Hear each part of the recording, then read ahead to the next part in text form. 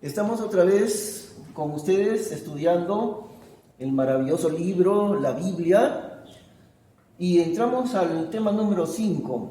Estamos en la regla 4 que se refiere a las aplicaciones de la Biblia. La regla 4 dice lo siguiente: la Biblia tiene 3 aplicaciones básicas: histórica, doctrinal y personal.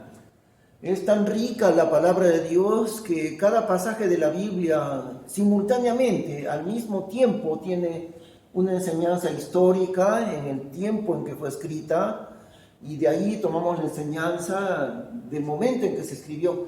La segunda aplicación es doctrinal. Ahora, doctrina quiere decir simplemente una enseñanza aplicada a las cosas de Dios, por supuesto. La segunda aplicación es doctrinal, enseñanza espiritual, y la personal es aplicable ya a mi propia vida personalmente, y vamos a ir aprendiéndolo con diversos ejemplos.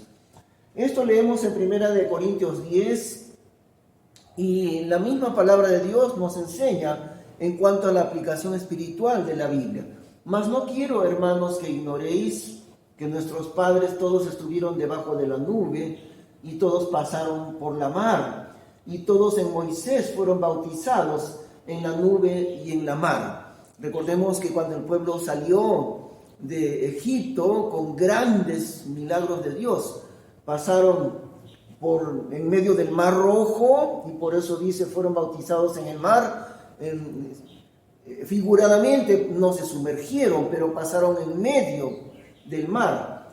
Y al mismo tiempo también durante el día Dios les cubría con una nube que les protegía del calor. Era la presencia del Señor Jesús allí en forma de nube, y en la noche incluso era una columna de fuego que les libraba del frío del desierto. Y todos comieron la misma vianda espiritual, y todos bebieron la misma bebida espiritual, porque bebían de la roca espiritual que los seguía, la cual roca era Cristo.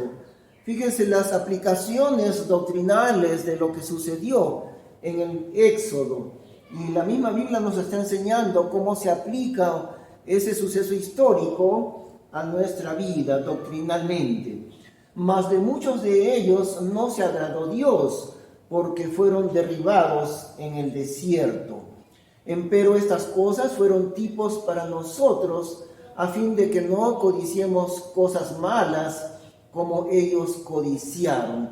Y aquí se usa una palabra bíblica, pero también en la literatura. Si uno busca el significado de tipos, claro, tiene diferentes significados, pero uno de ellos, incluso en el diccionario, un tipo es la representación de otra cosa.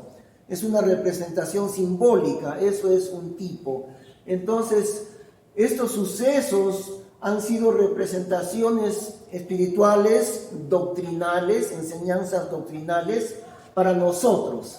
Más adelante vamos a usar mucho esta palabra tipo, que es una simbología de algo espiritual, a fin de que no codiciemos cosas malas como ellos codiciaron, ni seáis adoradores de ídolos como eran algunos de ellos, como está escrito. Mas todas estas cosas les acontecieron por tipos, como ejemplos, como enseñanzas, y son escritas para nuestra amonestación, sobre quien los fines de los siglos han llegado. Nosotros estamos aquí en la época de la iglesia, como ya sabemos. Hemos llegado a los fines de los siglos, a la culminación del plan de Dios en este tiempo final que es la iglesia, que la iglesia es, se podría decir, como la obra maestra de Dios, llegando al fin de los tiempos que es ahora, es decir, desde la venida de Cristo. Son escritas para nuestra amonestación estas enseñanzas espirituales, enseñanzas doctrinales del Antiguo Testamento. Ahora, también el Señor Jesús menciona algo interesante aquí en el libro de Juan. Él dice que Moisés habló mucho acerca de él, acerca de Jesús. Pero los libros de Moisés son 5, ¿no? Desde Génesis hasta Deuteronomio. Pero si uno revisa aquellos 5 libros, por ningún lado está la palabra Jesús, ni siquiera la palabra Cristo, no se le menciona a él por nombre, pero está en una forma doctrinal la persona de Cristo, empezando de los 5 primeros libros de Moisés, y el Señor Jesús lo dice: no pensáis que yo os tengo de acusar delante del Padre. Hay quien os acusa, es a saber, Moisés, en quien vosotros esperáis. Porque si vosotros creyeseis a Moisés, creeríais a mí, porque de mí escribió él. Y si a sus escritos no creéis, ¿cómo creeréis a mis palabras? Y como digo, el Señor Jesús dice: porque de mí escribió él. Son los 5 libros de Moisés: Génesis, Éxodo, Levítico, Números, Deuteronomio, hasta allí.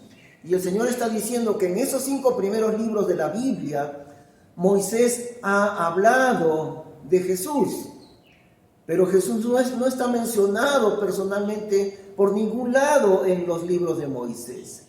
Sin embargo, ahí está la enseñanza doctrinal acerca de Jesús. Vamos a verlo justamente. De manera doctrinal, la aplicación histórica primero, la segunda aplicación doctrinal y la tercera aplicación personal.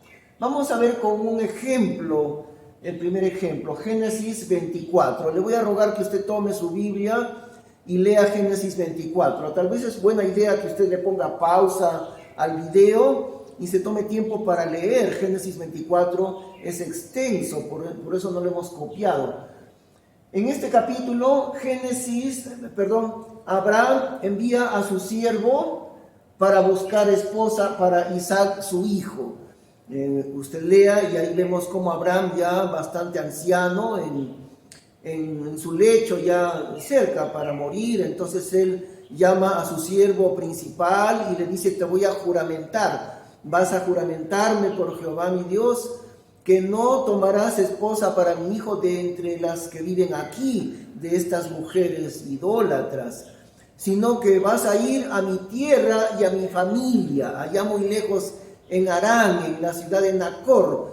Te voy a enviar allá, juramentándome por Dios, que no tomarás ninguna otra mujer. Irás a mi familia, muy lejos, a la tierra de donde yo salí, y de allí, de mi parentela, vas a traer una esposa para mi hijo Isaac. Y eso fue lo que hizo el siervo de Abraham. El siervo viaja muy lejos hasta Nacor, la tierra de Abraham, y de entre su parentela trae a Rebeca para ser esposa de Isaac. La trae de allá, de Nacor, viaja de regreso con ella para encontrarse con Isaac y casarse. Ahora, Rebeca no conocía a Isaac. Fue un asunto enteramente de fe. Nunca lo había visto a Isaac, pero ella, teniendo fe en Dios, dice: yo iré para ser esposa del hijo de mi siervo Abraham. La aplicación histórica en este caso nos muestra cómo Dios preparó a Isaac y Rebeca para entrar en su plan divino y formar su pueblo, porque ellos fueron la base, la raíz del Israel, ¿no? Abraham y Sara, Isaac y Rebeca, luego Jacob y Raquel. Pero entonces Dios preparó según su plan a ambos, tanto a Isaac como a Rebeca. Así que eso es la aplicación histórica. La aplicación personal, recuerden, son 3, histórica, personal y doctrinal. La aplicación personal nos muestra cómo ser guiado por Dios para conseguir una esposa dentro de su voluntad. Y esto ya para mi vida personal. Y si usted es un joven soltero, una señorita que aún no se ha casado y está buscando la voluntad de Dios, estudie cuidadosamente Génesis 24 para que se dé cuenta cómo es que Dios nos guía dentro de su voluntad para un esposo o una esposa. Eso es la aplicación personal. Ahora, la aplicación doctrinal, aquí hay algo sumamente maravilloso que usted va a comprender. Abraham representa a Dios el Padre y el siervo representa al Espíritu Santo. Y el Isaac, hijo de Abraham, representa, claro, al Señor Jesús. Ahí tenemos, ¿no? Abraham, el Padre. Isaac, Dios el Hijo, Jesucristo. Y el siervo de Abraham es el Espíritu Santo. Entonces, Dios envía al Espíritu Santo desde el cielo para ir muy lejos aquí al mundo, a la tierra, en donde viven los que son la familia de Dios. Y cada detalle de esta analogía, de esta aplicación doctrinal es importante y a la vez hermosa, maravillosa, porque Dios está diciendo en esta enseñanza doctrinal que Él ha enviado desde el cielo al Espíritu Santo muy lejos hasta la tierra, diciéndole al Espíritu Santo, porque Abraham le dijo así a su siervo, le dice, vas a traer esposa para mi hijo de allí, de los que son mi familia, en la tierra de Harán. Entonces Dios envía a su Espíritu Santo hasta el mundo, diciéndole, vas a traer esposa para mi hijo Jesucristo. ¿De dónde? De allí, de los que están en el mundo, que son mi familia, la familia de Dios, es decir, los creyentes, claro, no el mundo entero, pero los creyentes. Ellos son mi familia, que están en el mundo, y de allí únicamente tú, el Espíritu Santo, irás y traerás una esposa para mi Hijo Jesucristo. Qué maravilloso es entender esto. Luego entonces el Espíritu Santo llega al mundo. Recordemos en qué momento vino al mundo: el día de Pentecostés, después de la resurrección del Señor. Y cumple su misión, la misión del Espíritu Santo, conseguir una esposa, la iglesia, para el Señor Jesús. Y claro, esto ha tomado ya 20 siglos conseguir aquella esposa, millones de personas que forman la iglesia del Señor. Y entonces, después de eso, la iglesia será llevada por el Espíritu Santo al cielo, para vivir en el cielo, para casarse con el Salvador. Ya no en el mundo, sino así como el siervo fue a la ciudad de Nacor, pero ella salió de Nacor y viajó lejos hasta el hogar de Abraham y de Isaac, para vivir allí, casándose con Isaac. Entonces, la iglesia es tomada del mundo, el Espíritu Santo toma a la iglesia y la sacará del mundo, la llevará al cielo, que es el hogar de Dios el Padre y también de su Hijo Jesucristo. Y la iglesia es llevada al cielo para vivir con su esposo celestial, Cristo Jesús. Es algo inconmensurable en su maravilla esta aplicación doctrinal que encontramos en cada pasaje de la Escritura, ciertamente. Segundo ejemplo, aplicación doctrinal de Isaac e Ismael, dos hijos que tuvo Abraham. Recordemos un poquito, Ismael fue, como pasaron bastantes años y aún Dios no cumplió su promesa. Dios había prometido, le había prometido a Abraham que tendría un hijo de su propia esposa, de Sara. Pero pasaron los años y ellos, cometiendo un error verdaderamente, se equivocaron en eso. ¿Qué hicieron? Según la costumbre oriental, Sara le dijo a su esposo Abraham, le dijo, mira, entonces yo creo que la manera de que tendrás un heredero es teniendo un hijo con la esclava, ya que yo no puedo tener hijos. Se olvidó de la promesa de Dios, y Abraham también. Entonces dijeron, ya muy bien, según la costumbre del oriente. Entonces él va y tiene un hijo con la esclava para no quedarse sin hijo absolutamente, para que ese hijo de la esclava llegue a ser el heredero.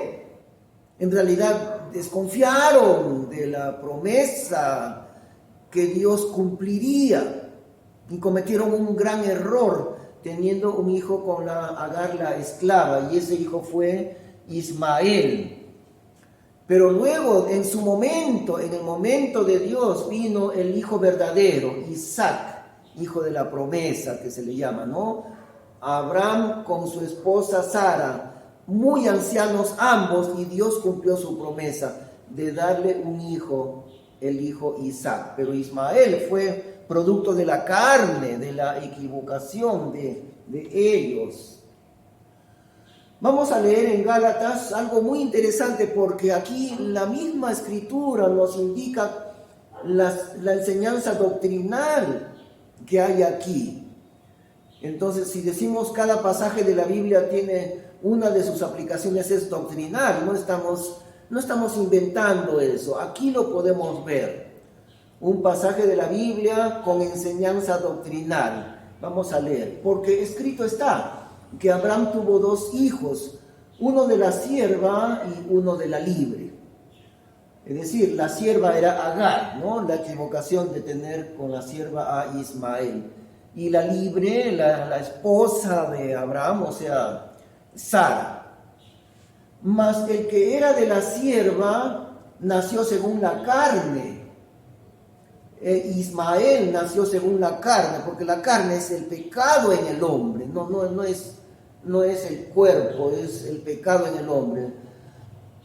El hijo de la sierva, Ismael, nació según la carne. El que era de la libre, o sea, de Sara, nació por la promesa. El hijo verdadero, Isaac. La diferencia entre ambos, el hijo de la carne, Ismael, y de la libre, Isaac, de la promesa de Dios, Isaac. Las cuales cosas son una alegoría. Ahí está. Aquí hay una enseñanza doctrinal, una alegoría. La misma Biblia lo está diciendo.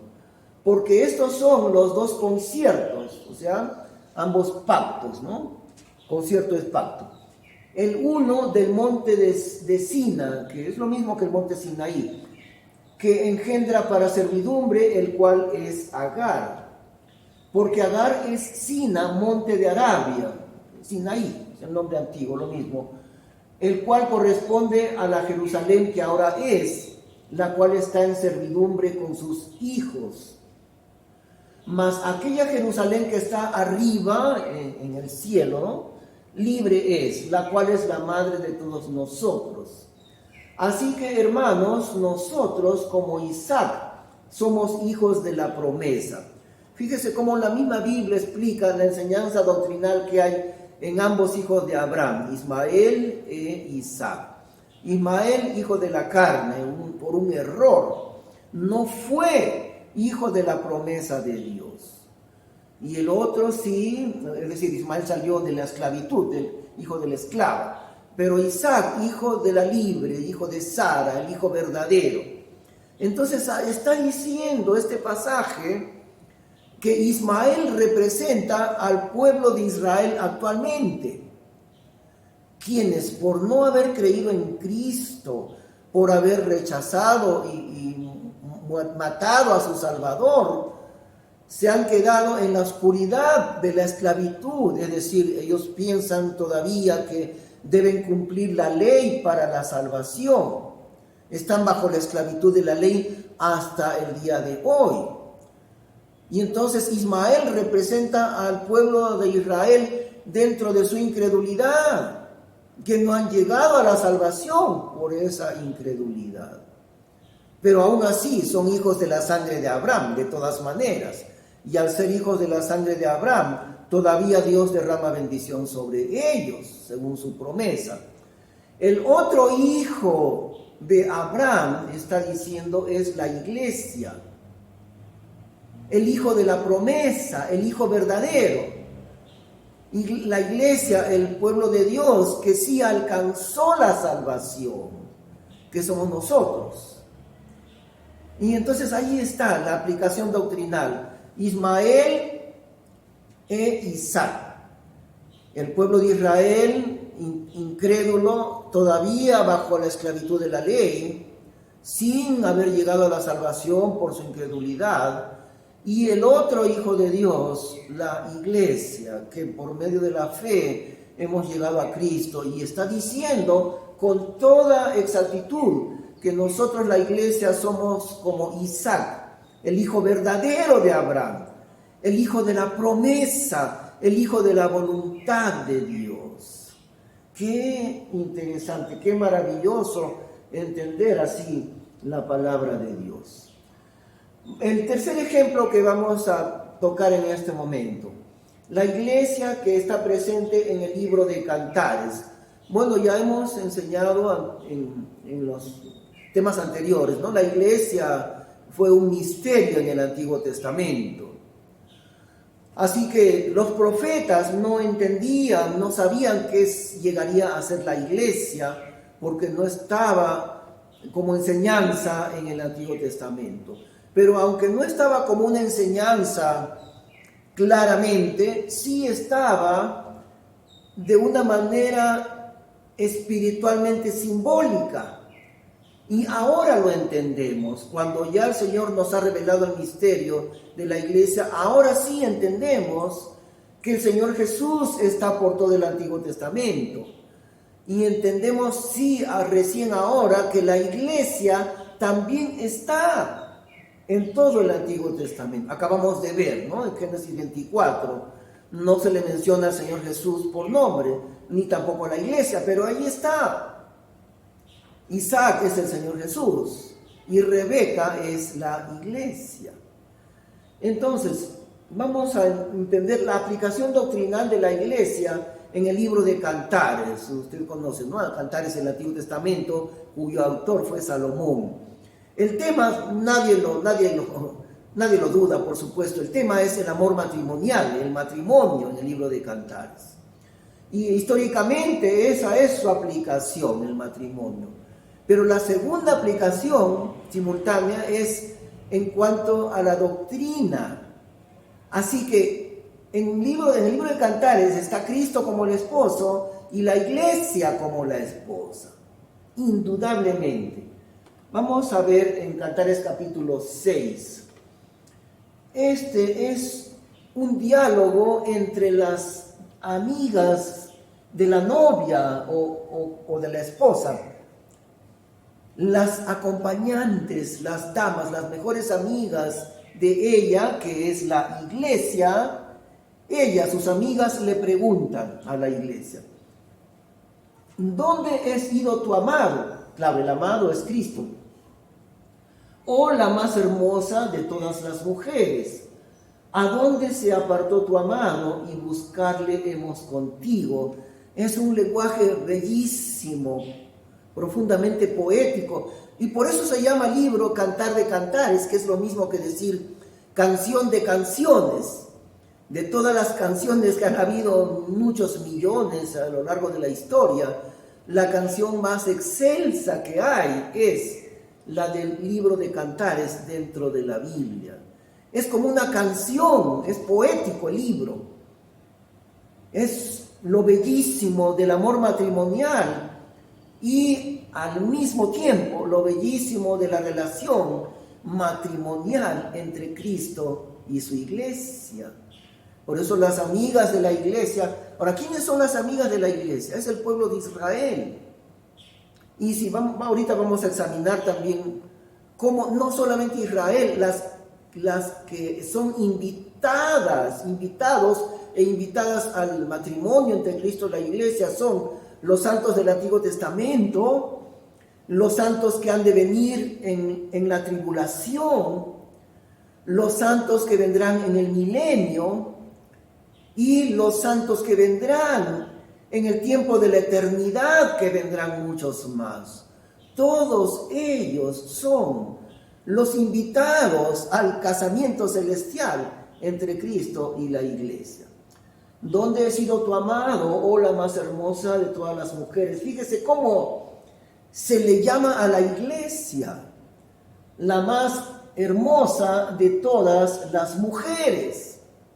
Y eso es algo que pocos se han dado cuenta dentro del sector cristiano de nuestras iglesias.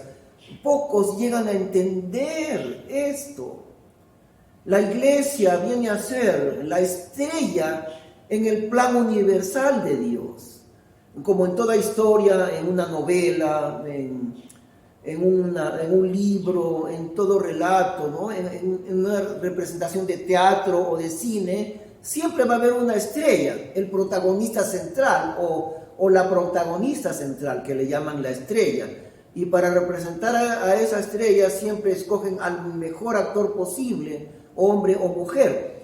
En la historia eterna de Dios, la estrella es la iglesia, somos nosotros, un pueblo de Dios que pronto ha de terminar con el arrebatamiento de la iglesia, porque allí terminará la época de la iglesia, terminará el día del arrebatamiento y vendrán muchos más creyentes todavía, pero no serán integrantes de la iglesia.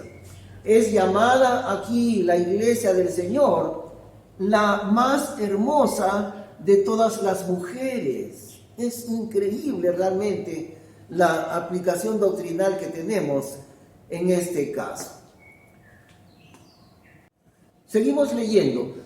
Mi amado descendió a su huerto, dice ella, en este momento está hablando la iglesia. Mi amado descendió a su huerto, a las eras de la especia, para apacentar en los huertos y para coger los lirios. Yo soy de mi amado, y mi amado es mío, el cual apacienta entre los lirios. Dice ella, yo soy de Cristo y Cristo es mío, la iglesia, hablando del Señor Jesús, el cual apacienta entre los lirios. 60 son las reinas y 80 las concubinas, y las doncellas 50, es decir, sin número. Mas una es la paloma mía, la perfecta mía. Única es a su madre, escogida a la que la engendró. Viéronla las hijas y llamaronla bienaventurada. Las reinas y las concubinas la alabaron. Eso es lo que decimos. En el plan eterno de Dios, la eternidad será como una celebración de aquella unión entre Cristo con su iglesia.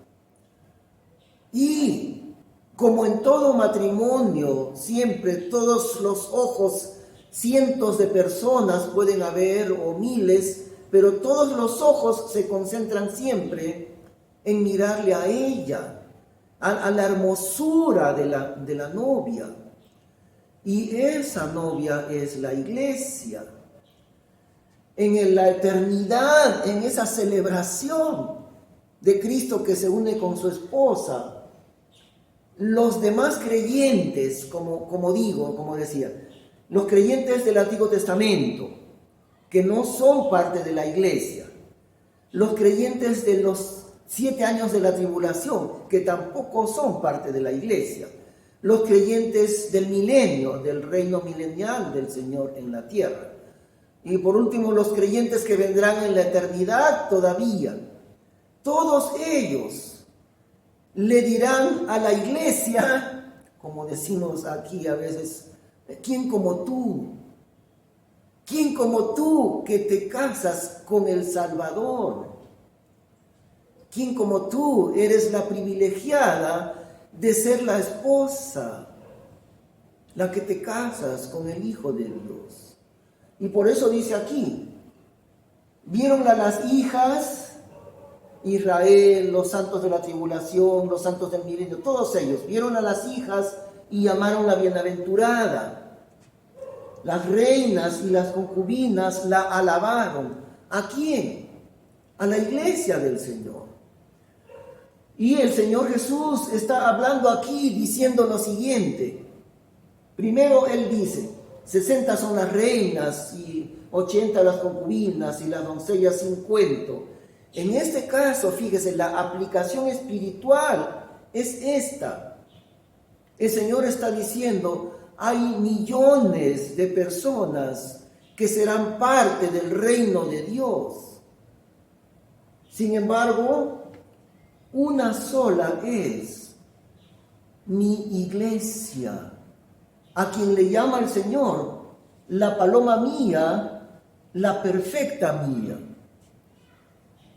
Eso es increíble, es decir, no nos damos cuenta nosotros que somos parte de la iglesia del Señor, no nos damos cuenta, tal vez nunca aprendimos, nadie nos enseñó esto, pero ahí está escrito en la Biblia.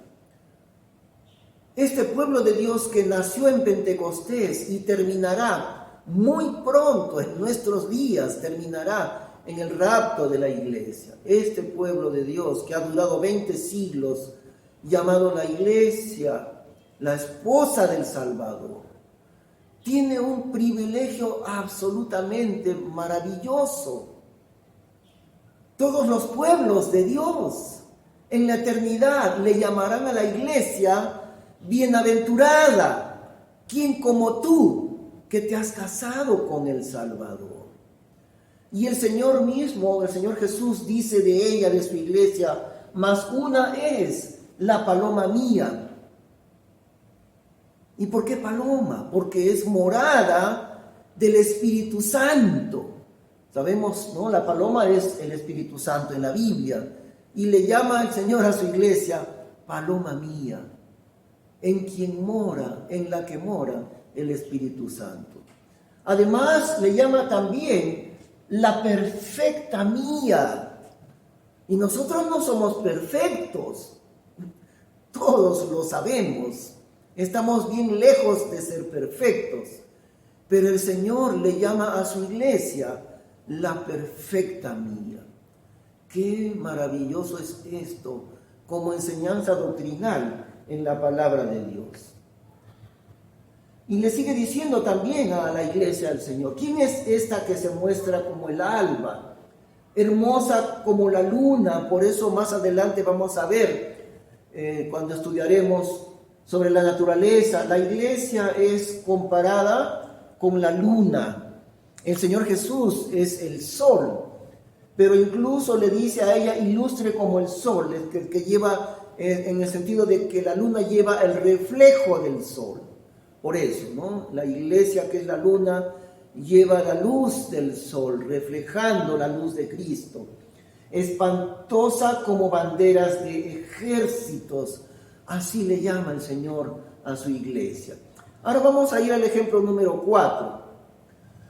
La iglesia e Israel en la parábola del hijo pródigo. Es muy conocida para nosotros la historia, que es una parábola del hijo pródigo, como un hombre tenía 2 hijos y el menor, este hijo, era pues un bandido, era porque le pidió al padre la herencia adelantada. Muy pocas veces un padre da su herencia adelantada, pero en este caso el hijo pidió adelanto de su herencia, y una vez que lo tuvo fue y se corrompió, se fue lejos de donde estaba su padre, tal vez un poquito de vergüenza todavía tenía, o para corromperse con libertad, lejos del padre, se fue y toda la riqueza que había recibido la malgastó en todas las cosas malas que existen en este mundo. Y luego, entonces vino ahí una hambre en aquella tierra, y este que había tenido un montón de riqueza, todos lo abandonaron, y lo único que le quedó fue ir donde un hombre que criaba cerdos. Ustedes saben que dentro del pueblo de Israel los cerdos eran una abominación. Los cerdos eran abominables en el pueblo judío. Pero este hijo pródigo, entonces, lo único que le quedó era criar cerdos. Incluso los cerdos comían algarrobas, y él también quería comer lo que comían los chanchos, pero no se lo permitían. No podía comer ni siquiera la comida de los chanchos. Tan baja llegó a ser su situación. Entonces, al llegar a esa situación, en ese momento el hijo pródigo dice: ¿cuántos jornaleros en casa de mi padre tienen abundancia de pan y yo aquí perezco de hambre. Y volviendo en sí, dice, ¿no? Volviendo en sí, dijo, me levantaré e iré a mi padre y le diré, Padre, he pecado contra el cielo y contra ti, y ya no soy digno de ser llamado tu hijo. Hazme como uno de tus jornaleros. No te pido que me pongas en tu casa porque ya no soy digno de tu nombre, papá. Lo único que te pido es que tengas misericordia y me permitas trabajar como un jornalero más en tu casa. Así que eso hizo, regresando en arrepentimiento. Leemos un poco. También dijo, un hombre tenía 2 hijos y el más mozo de ellos dijo a su padre, Padre, dame la parte de la hacienda que me pertenece. Y él les repartió su hacienda. Y después de no muchos días, juntándolo todo, el hijo más mozo se partió lejos a una tierra apartada y allí desperdició su hacienda viviendo perdidamente. Y saltamos un poquito a los versículos finales. Y levantándose vino a su padre, y como aún estuviese lejos, le vio su padre y fue movido a misericordia. Y corriendo a él, se derribó sobre su cuello y le besó. El padre le esperaba todos los días. A este hijo pecador sabía que un día podía regresar, y si regresaba es porque se había arrepentido. ¿Qué sucedió? El padre lo vio desde muy lejos y su corazón se conmovió de misericordia. El padre se echó sobre el cuello del hijo y le besó. Y el hijo le dijo, Padre, pecado he contra el cielo y contra ti. Ya no soy digno de ser llamado tu hijo.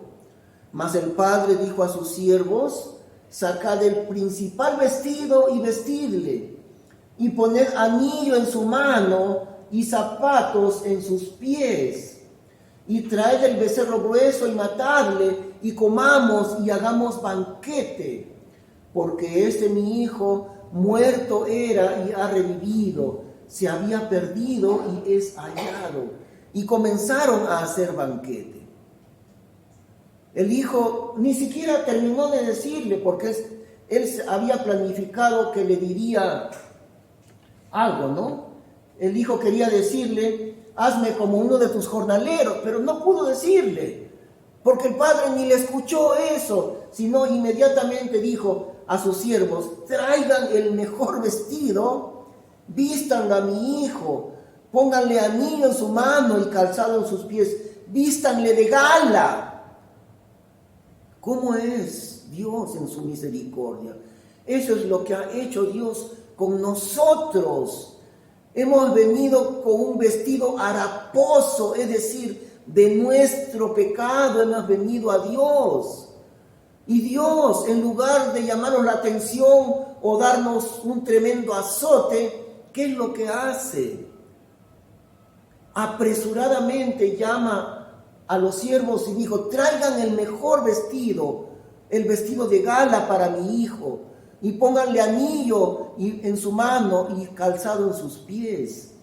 Y luego, y preparan el becerro grueso y vamos a hacer un banquete. Porque mi hijo era muerto y ha revivido, se había perdido y es hallado. Esto es lo que ha hecho con nosotros Dios en nuestro pecado. Ahora, un aspecto del hijo pródigo que casi nunca lo entienden los que predican es esto. El hijo pródigo representa a nosotros los gentiles. Recordemos, la parábola empieza diciendo, un hombre tenía 2 hijos y el menor de ellos dijo a su padre, dame la parte de los bienes, etcétera, y se fue a la perdición, el hijo menor. Y ese detalle muchas veces lo hemos pasado por alto, porque el hijo mayor es Israel, y el hijo menor, es decir, este hijo pródigo perdido, corrompido, pero que regresó en arrepentimiento y su padre hizo un banquete para celebrar su arrepentimiento, porque ya no vivía en el pecado. Este hijo arrepentido representa a nosotros los gentiles, el hijo menor de Dios. El hijo mayor es Israel. Aquí lo vamos a ver. Y su hijo, el más viejo, el mayor, estaba en el campo, el cual como vino y llegó cerca de casa. Ahora acá hay un detallito que quiero mencionar muy de paso. En el campo, más adelante vamos a ver en el estudio, cada palabra de la Biblia es importante, porque en otra de las parábolas el Señor dice, el campo es el mundo. El hijo mayor estaba en el campo, en el mundo. Israel en el mundo sin haber creído en Cristo está en el campo, o sea, en el mundo. Bueno, el cual como vino y llegó cerca de casa, oyó la sinfonía y las danzas, y llamando a uno de los siervos, le preguntó qué era aquello. Y él le dijo, tu hermano es venido, y tu padre ha muerto el becerro grueso. A propósito, el becerro que ha muerto es el Señor Jesús, preparado para el banquete de salvación. No podía haber banquete, porque este es un banquete celestial. No podía haber banquete sin haber matado el becerro grueso. El becerro es Cristo. Y por su muerte se hace posible el banquete de la salvación, la celebración del arrepentimiento de nosotros, de los gentiles. Tu hermano es venido y tu padre ha muerto el becerro grueso por haberle recibido salvo. Entonces él se enojó y no quería entrar. Esa es la actitud exactamente del pueblo de Israel delante de los gentiles que hemos recibido la salvación. El hijo mayor Israel se enojó y no quería entrar. No quería entrar a la fiesta, al banquete de la salvación. Eso es Israel. Desde el momento en que la iglesia comenzó hasta el día de hoy, ha proseguido Israel con la misma actitud. No quieren ellos entrar al banquete de la salvación de los gentiles, porque se dan cuenta que Dios le ha dado salvación a los gentiles y ellos se han quedado en la incredulidad. Bueno, siguen en incredulidad. Si se arrepintieran y creyesen en Cristo, ellos también entrarían al banquete de Dios. Pero por su incredulidad se enojó y no quería entrar. Israel, los judíos se enojan por lo que Dios ha hecho con los gentiles y no quieren entrar a la salvación. Recordamos como cuántas veces, muchas veces vemos en el libro de Hechos al apóstol Pablo predicándole primero a los judíos, y ellos, unos cuantitos, creen en Cristo y la mayoría rechazan la salvación. Y luego Pablo se va hacia los gentiles y los gentiles en multitud se convierten a Cristo. Entonces los judíos se enojan y persiguen a Pablo. Se enojan porque la salvación Dios se la da a los gentiles. Es exactamente lo que está en esta parábola. Bueno, vamos a avanzar un poquito más al ejemplo número 5. Jesús expulsando a los mercaderes del templo. Estamos en Juan capítulo 2. Y estaba cerca la Pascua de los judíos y subió Jesús a Jerusalén. Y halló en el templo los que vendían bueyes y ovejas y palomas y los cambiadores sentados, cambiadores de monedas, porque recordemos un poco cómo es esto de las celebraciones de la Pascua. Como los judíos habían estado, Dios los esparció por el mundo entero como castigo de su desobediencia. Estaban esparcidos en todo el Imperio Romano, pero en la fiesta de la Pascua, la fiesta más grande del año entero, muchos judíos, miles de judíos venían de todo el Imperio Romano hacia Jerusalén, viajaban para celebrar la Pascua solemnemente, una vez en el año. Y era la Pascua entonces, habían ahí miles de personas, judíos del mundo entero, pero esto era un gran negocio, enorme negocio que pertenecía a los sacerdotes. Y también allí había cambiadores de monedas, como venían de diferentes lugares, traían monedas diferentes, idiomas diferentes, como es el día de hoy, ¿no? Los que cambian dólar con los soles igualito. Muy bien, subió Jesús a Jerusalén y halló en el templo los que vendían bueyes. Fíjese, es muy importante, vendían 3 cosas, vendían bueyes y ovejas y palomas, y los cambiadores sentados. Y hecho un azote de cuerdas, echólos a todos del templo y las ovejas y los bueyes, y derramó los dineros de los cambiadores y trastornó las mesas. Agarró un azote de cuerdas, un látigo, y lo sacó a latigazos del templo de Dios. ¿Cuántos vendedores habrían allí? Tal vez unos 100 o 200 vendedores, una multitud de miles que vinieron a la Pascua.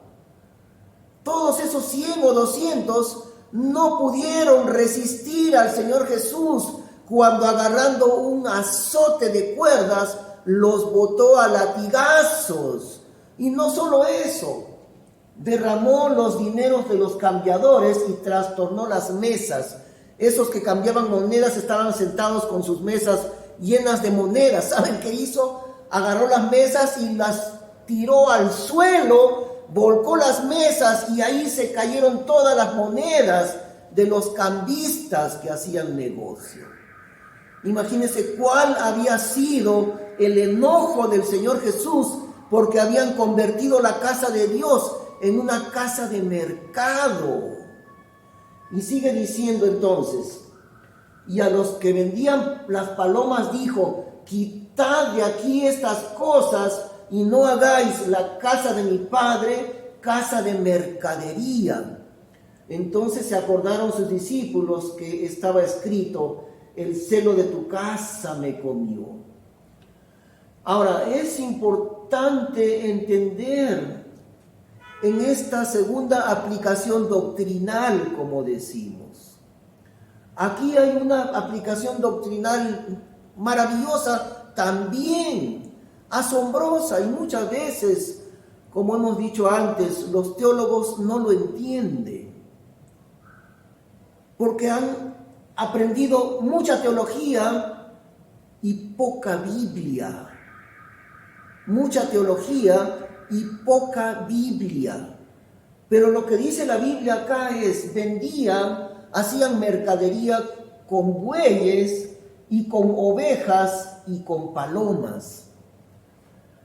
Esto es una enseñanza doctrinal. Si revisamos el libro de Corintios, en 1 de Corintios está allí la enseñanza de que los bueyes representan a los obreros del Señor. Eso es muy claro en la palabra de Dios. Los bueyes representan a los que predican, a cualquier persona que enseña la palabra de Dios, desde aquel hermano que discipula a otro creyente hasta un predicador de grandes multitudes, porque el mismo ministerio hacen ambos, sea en pequeño o sea en grande. Los bueyes representan a los obreros del Señor, y las ovejas representan a los hermanos, a los creyentes, ¿no? Jesús es el buen pastor de las ovejas, de los creyentes. Y la paloma igualmente es muy fácil de entender. La paloma es el Espíritu Santo. Fíjese qué gran aplicación doctrinal hay en este pasaje.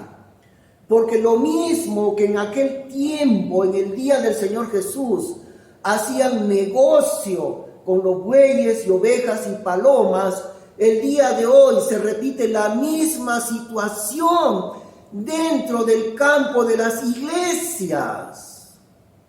Ahora usted dirá: nosotros en nuestras iglesias no vendemos bueyes, ni ovejas, ni nada. No.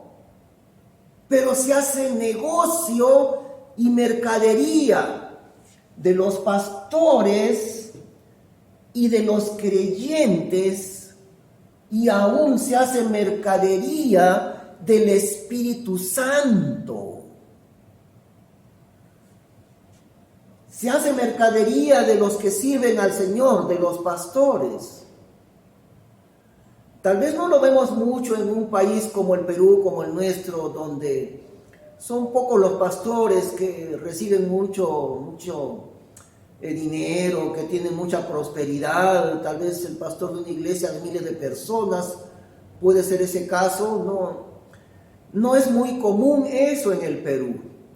Pero en otros lugares, como es en Estados Unidos, por ejemplo, miles y miles de iglesias, son iglesias enormes, como le dicen, mega iglesias. Y se hace mercadería de los pastores, porque también los pastores mismos se prestan a que se haga negocio con ellos. Entonces un pastor ya no está pensando, en esta iglesia me puso el Señor y yo no tengo por qué moverme de aquí, sino que el mismo pastor y también los que dirigen las iglesias le van a decir, mira pastor, tú estás en una iglesia donde recibes un salario de determinada cantidad, pero tu iglesia no es muy grande. Yo te ofrezco ponerte, como yo soy de la directiva de la iglesia aquí, yo te ofrezco ponerte en una iglesia que tiene el triple de cantidad de hermanos y tú vas a ganar el triple del sueldo que allí recibes. Entonces yo te coloco allí como pastor en una iglesia donde ganarás mucho más. ¿Qué hará ese pastor? A la misma forma como se hacía negocio de los pastores, en lugar de decir, Dios me puso en esta iglesia y no tengo por qué moverme de aquí, ¿qué es lo que hace? Motivado por el dinero, no motivado por la voluntad de Dios, sino por la mayor cantidad que va a ganar. Vamos a decir con claridad, por la ambición del dinero. Se va a mover a una iglesia donde le pagará una cantidad que ya no solamente será para que viva, sino se va a volver un poquito rico, un poco próspero, bastante próspero.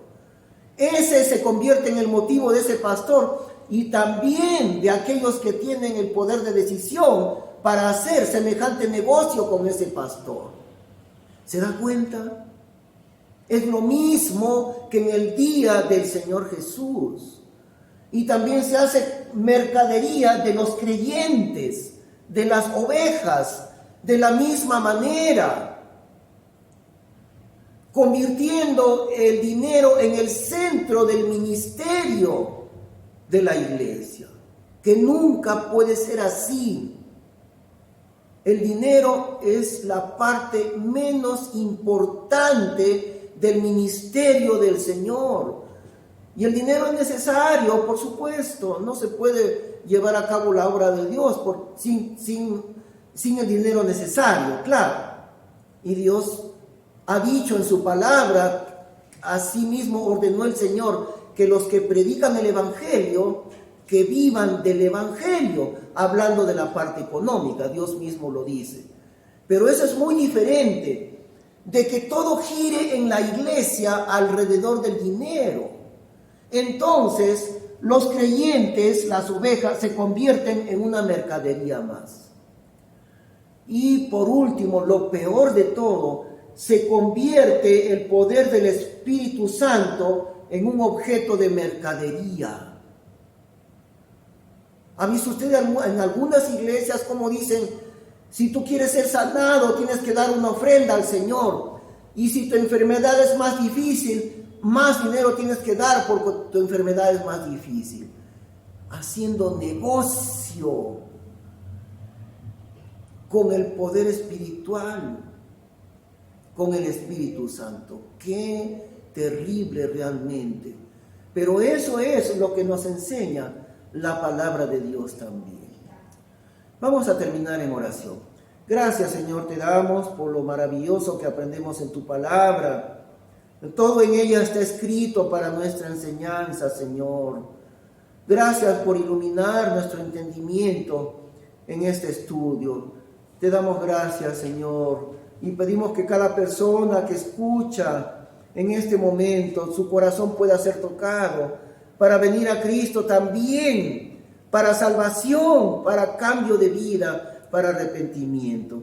Te damos gracias en el nombre del Señor Jesús. Que Dios le bendiga. Seguimos la próxima semana.